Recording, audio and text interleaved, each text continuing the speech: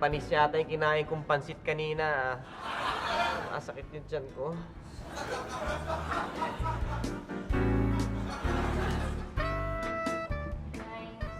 Ay, good morning. Good morning. Sir, good morning. Good morning. Good morning. Good morning. Good morning. Come in, please. Close the door. Good morning, class. I'm your lecturer.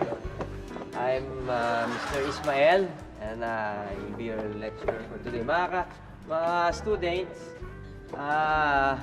ang i-discuss ko sa inyo ngayon ay tungkol sa mga amoy. Good, sir. Kasi itong mga amoy na ito, gusto kong i-discuss sa inyo. Alam nyo sa Amerika, merong expression na I smell something fishy. Yes, sir. Meron. Narinig nyo na yung expression na yun? Para ang ibig sabihin nun, merong hindi magandang mangyayari. Opo.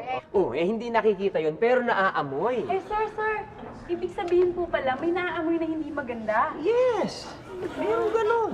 Meron pang expression, I smell danger, I smell fear. Ibig sabihin yung panganib at yung takot, may amoy yun. Sir, baka naman sa Amerikano lang yan. Doon ka nagkakamali. Sa ating mga Pinoy, meron din tayong mga pang-amoy dyan na hindi nakikita. Tulad sa'yo. Tulad sa'yo.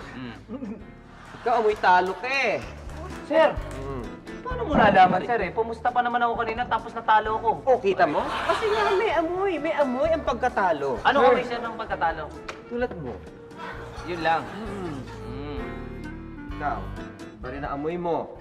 Amoy bagsak ka. Ha? Actually, nag-take nga ako ng exam last week. Tapos bagsak ako. Naamoy niyo yun? Yes, amoy ko yun. Ang pagkabagsak ay may natatanging amoy. At yan ang amoy mo. Ikaw, meron ka ring amoy, ha? Amoy bakla ka. Yun, di ba sinasabi natin yon? Nangangamoy bakla. Amoy bakla. Patingga pala.